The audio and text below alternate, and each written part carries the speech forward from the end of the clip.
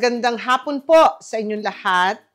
Magandang gabi, magandang umaga sa mang parte ng mundo kayo naroon. Ako po si Aching Vivian, bumabalik sa inyo upang gawin ko ang part 3 series po ng aking suman. But before anything else, thank you Lord. At ako'y muling narito at upang makabahagi ako sa inyo ng recipe ko ng suman. Ang suman pong pangatlong gagawin natin ngayon ay ang suman antala. Kung may tatanong niyo po, ang suman antala ay napakadaling gawin at may hawig ito sa suman ng antipolo na hindi siya matamis, na nilalagyan nila ng asukal, pero yung sa akin ay katamtaman lamang na hindi na kailangan ng asukal. So, ito po ang aking mga ingredients. Ang sweet rice. Gagawa po tayo ng, isasaing po natin to. 4 cups of sweet rice. 1½ teaspoon of salt. 1/4 cup of sugar. And 2 cans of coconut milk. At sigit sa lahat, ang kailangan natin hindi mabubo ang suman kung wala tayong dahon ng saging. Ito po ang dahon ng saging na aking pinainit na sa apoy upang sa ganon madaling maibalot ang ating suman. Bilog po ang ginagamit ko. Sa mga nakarang segment ko, bilog din ang ginamit ko pero mas malaki. This time, it's the smaller version po ng dahon ng saging. Na nabibili rin dito sa mga Asian store. And less time for us sa pag-prep ng saging. Okay? So, babalik po ako sa inyo at ipapakita ko sa inyo ang proseso ng ating suman antala. Ito po, isasaing natin yung 4 cups na sweet rice. Pero ang cups na ginagamit ko po yung ginagamit sa saingan. Okay? So, huhugasan ko lang to. At pagkatapos kong hugasan, babalik po ako sa inyo. Go. Ayan, nandito na po ako ulit. Hinugasan ko po yung sweet rice, no? Kahit saan makakabili kayo ng sweet rice. Pero ako po, I always use the Japanese sweet rice. Normal lang na paghugas katulad ng pag nagsasaing kayo. Ganon din ang tubig. Depende rin sa dami ng bigas na niluluto nyo. Like I said, this is 4 cups. So, 4 din na cups yung ating tubig. However, ang tubig ko ay may halo ng gata. So, hahaluan na natin to ng gata. Ito pong version ko ng suman antala ay the easy version. Kasi, di ba, yung mga iba hinahalo ng matagal from fresh sweet rice. Pero ako po, easy version ang pinapakita ko sa inyo. So, lalagay po natin ngayon ang isang latang gata. Yung isang latang gata, gagamitin natin yan mamaya. Pag ihahalo pa rin natin siya, pero sandali lang.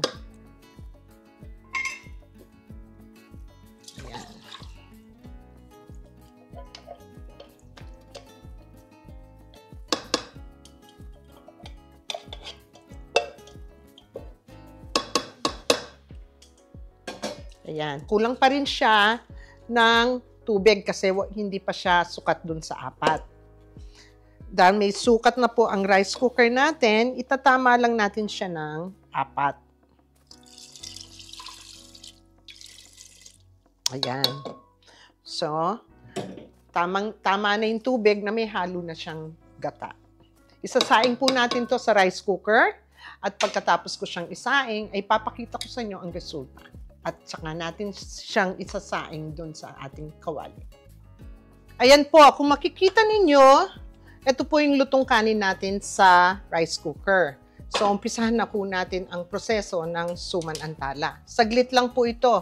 At ita-timer ko para sa ganon ay makikita po ninyo ang buong, kung ilang minuto ito magagawa. So, I had my pan medyo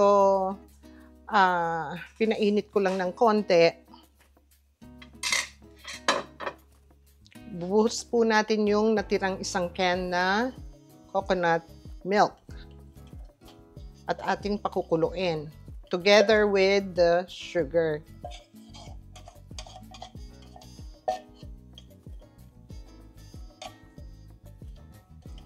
Again. Lalagay po natin ang asukal. This is the 1/4 cup of sugar. Nga po pala yung salt na binanggit ko kanina, na nasabi ko is 1½ teaspoon, it's only 1 teaspoon of salt. So, hahaluin lang po natin ito. Tataasan ko ng apoy ko.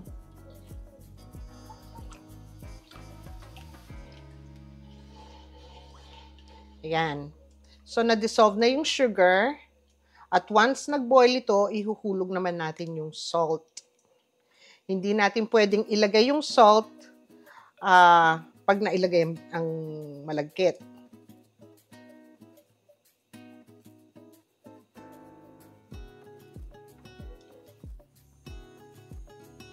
Ayan po, medyo okay na yung ating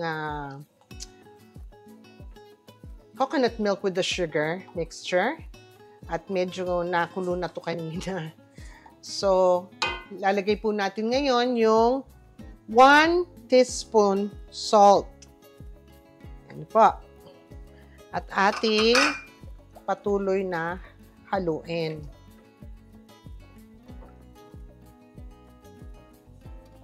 Hindi po natin pwedeng ilagay yung salt after na ilagay yung kanin. Kasi ang mangyayari, hindi magiging evenly incorporated yung salt. Kaya kailangan yung salt dito po sa coconut milk ninyo ilalagay para matunaw siya. And once we put the rice, the malagkit, it will be evenly incorporated sa ating malagkit.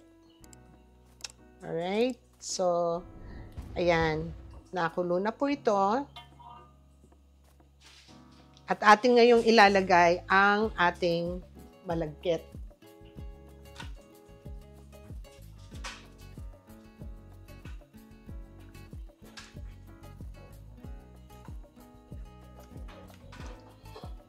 Ilagay po natin ngayon ang ating malagkit. Kung makikita nyo, hindi pa rin siya fully cooked, but that's okay kasi kumbaga ang proseso po ng ating antala ay 3 cooking eh. Pero akala nyo mahirap, ay ito yung napakadali lang. Okay?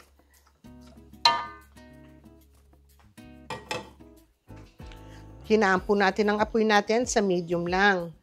At atin nang haluin ang malagkit sa coconut milk.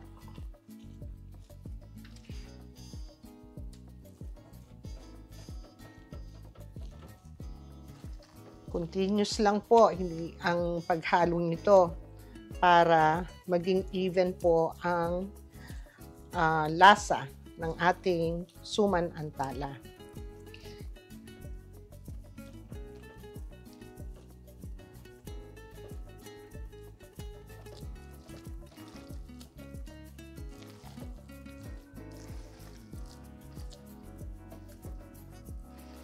Kung nakikita po ninyo, may mga ang bigas ang malagkit natin ay hindi pa fully cooked. Okay lang 'yon kasi i-steam natin siya for another 45 minutes sa ating steamer basket after ko siyang mabalot sa dahon ng saging. Hindi kailangan na malapot o kapit na kapit ang ating malagkit. Yung enough siya na maimomold natin sa dahon ng saging. So, most likely, we're looking like another 5 to 8 minutes lang na isinasaing natin siya. Ayan. Kung makikita po nyo, ito ay halos pwede nang ibalot sa ating. Bigyan pa natin ng another 2 minutes. Ano po? lalakasan ko ng konti lang ang apoy. Pero hindi yung sa high na apoy.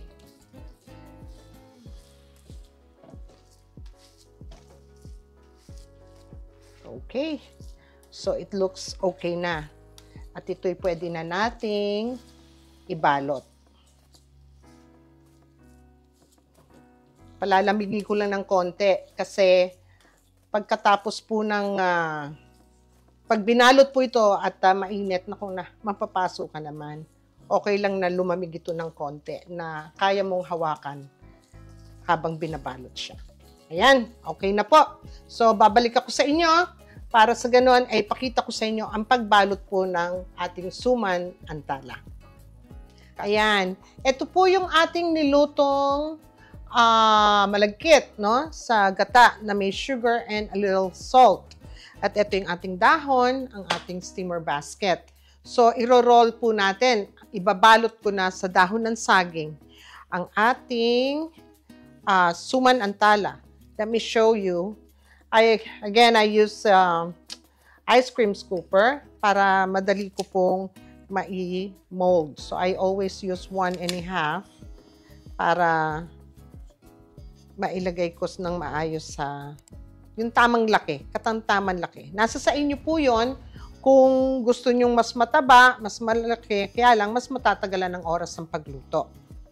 Okay, so ito ay ganito lamang. Ibabalot din natin. Hindi kailangang itali.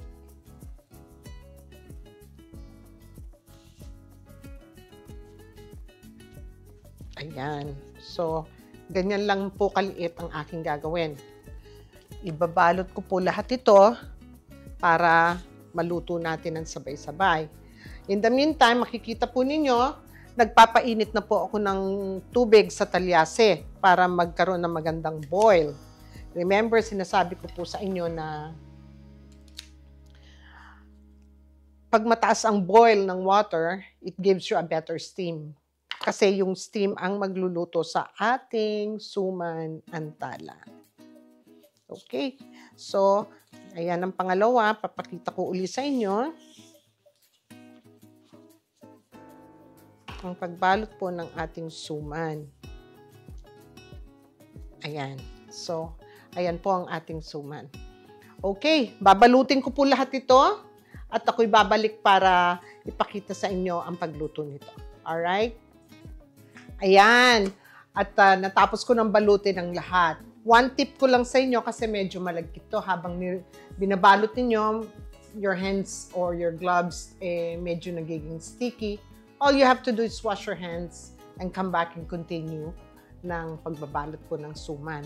Ito po ang ating mga suman. I-steam po natin to ng 1 oras. Sa nakikita ninyo, nakulo na po ang ating talyase na may boiling water na, no? So, ilalagay ko na po ang ating suman.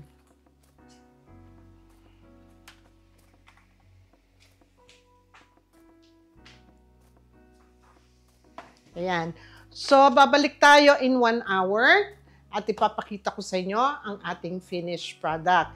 But before anything else, meron akong gustong pasalamatan. Ang aking mga subscribers ay medyo kumakalat na.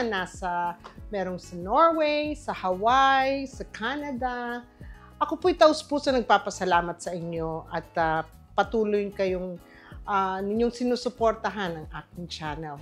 Also, I would like to say thank you to my sister Camille. Kasamahan ko po ito sa church. But Sister Camille is from Southern California. Sister Camille, thank you kasi ito pong mga shirts na to ay gawa niya. Siya at ang kanyang husband. And they have a YouTube site, I think. It's called The Artsy Ellie. So pag nangailangan kayo ng mga shirt, contact them. They have a website. It's The Artsy Ellie. Anyway, okay. So, babalikan ko kayo pag natapos na tong ating pakuluan ng 1 oras. Okay? See ya! Ayan, natapos na ang 1 oras. Ito po ang ating finished product ng mga suman. At makikita ninyo na ang ganda ng pagkaluto ng suman. Pero kailangan magbukas tayo ng isa para makasiguro tayong lutong-luto ang ating suman. Ano po? So, bubukas tayo ng isa. Ito po ang suman antala na halos kapareho po ng suman sa antipolo. Kung alam nyo lang, ang antipolo ay sikat po sa suman. Ayan, ito po ang ating suman. At masarap itong ternuhan ng mangga. Hindi po ito matamis, so pwede nyong i-dip ito sa asukal. So, tikman po natin.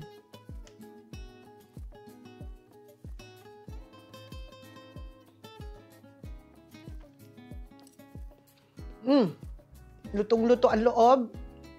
At napakasarap. Hindi siya matamis. Malalasa mong konting saltiness, but not too salty. So, ayan. Natapos na ang ating suman antala. So, ito ang ating pangatlong suman. At marami pa akong lulutuin sa mga susunod pang episode ko. Muli, ako'y nagpapasalamat sa inyo. At wala kayong sawang nanonood sa aking channel. At naway pagpalain kayo ng Diyos. To God be the glory. Maraming salamat po.